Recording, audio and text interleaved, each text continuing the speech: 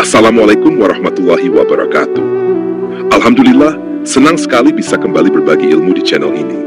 Semoga apa yang kita pelajari hari ini menambah wawasan, memperkuat iman, dan menjadi amal jariah. Jangan lupa klik subscribe supaya terus terhubung dengan ilmu dan kebaikan. Bismillahirrahmanirrahim. Assalamualaikum warahmatullahi wabarakatuh. Alhamdulillahi Rabbil Alamin.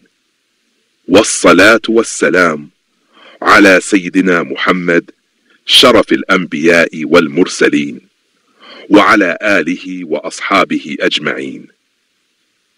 Allahumma salli ala Sayyidina Muhammad wa ala ali Sayyidina Muhammad. Mushola wakaf, masjid yang tersamar atau masjid yang terlupakan, pengantar.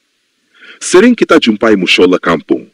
Sejak awal berdirinya sudah diwakafkan, dipakai salat berjamaah 5 waktu, ada imam tetap, ada jamaah setia. Namun ketika seseorang melakukan salat sunnah tahiyatul masjid, tiba-tiba muncul teguran. Ini mushola, bukan masjid. Apakah benar demikian? Atau justru kita yang salah memahami syariat? Mari kita telusuri berdasarkan Al-Quran, hadis Nabi Shallallahu Alaihi Wasallam, pandangan 4 imam mazhab, para ulama klasik, hingga ulama kontemporer. Allah Azza wa Jalla berfirman dalam Al-Quran, Surat At-Taubah ayat 118, La taqum fihi abadad, limasjidun ussisa ala taqwa min awwali yawmin, ahaku an taquma fihi. Fihi rijal yuhibbuna an yatatahharu. Wallahu yuhibbul mutahhirin. Janganlah engkau syalat dalam masjid itu selama-lamanya.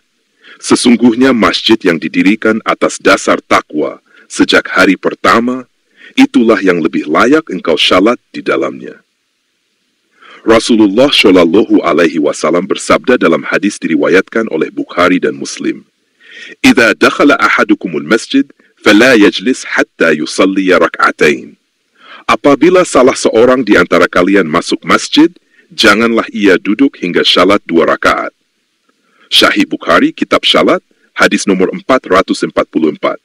Sahih Muslim, Kitab Salat, hadis nomor 714. Hadis ini umum, berlaku untuk setiap masjid, tidak dibatasi masjid agung atau mushola sederhana. Imam Mazhab Syafi'i, Imam An-Nawawi, dalam Al-Majmu' Syarh Al-Muhadzab, Juz 2 halaman 177, menegaskan, apabila sebuah tempat diwakafkan untuk syalat secara permanen, maka ia berstatus masjid, meskipun belum dibangun bangunan di atasnya. Maka mushola wakaf yang dipakai syalat jamaah 5 waktu sama dengan masjid syar'i. Mazhab Hanafi dalam Al-Fatawa Al-Hindiyah, Juz 5 halaman 317 disebutkan, masjid adalah tempat yang diwakafkan untuk kaum muslimin secara umum dan tidak boleh dipergunakan selain untuk ibadah. Maka mushola wakaf kampung otomatis dihukumi sama dengan masjid. Mazhab Maliki Imam Al-Qarashi dalam Syarh Mukhtasar Khalil, Juz 2 halaman 211, menegaskan, tidak disebut masjid kecuali jika ia diwakafkan, dan tidak ada bedanya apakah besar atau kecil. Jadi mushola kecil pun bila sudah wakaf sama dengan masjid. Mazhab Hanbali Ibn Qudamah dalam Al-Muqni, Juz 2 halaman 156, menulis, jika seseorang mewakafkan sebidang tanah untuk syalat, maka sejak itu ia menjadi masjid meskipun belum dibangun. Maka mushola wakaf otomatis dihukumi sama dengan masjid dengan segala hukum-hukum masjid. Ulama klasik dan dunia Ibn Hajar Al-Asqalani dalam Fath Al-Bari, Juz 1 halaman 692. Hadis ini menjadi dalil bahwa tahiyatul masjid berlaku bagi siapa saja yang masuk masjid, tanpa perbedaan masjid besar atau kecil. Imam Nawawi dalam Al-Minhaj Syarh Sahih Muslim, Juz 5 halaman 23. Syalat tahiyatul masjid disunnahkan setiap kali masuk masjid, baik siang atau malam, kapan saja. Hadis ini berlaku umum. Syekh Abdul Aziz bin Baz dalam Majmu' Fatawa Ibn Baz, Juz 10 halaman 268. Setiap tempat yang diwakafkan untuk syalat 5 waktu adalah masjid, maka berlaku hukum-hukum masjid atasnya, di antaranya syalat tahiyatul masjid. Syekh Muhammad Nashiruddin Al-Albani dalam Tamamul Minnah, halaman 272. Hadis larangan duduk sebelum syalat 2 rakaat adalah umum, meliputi semua masjid.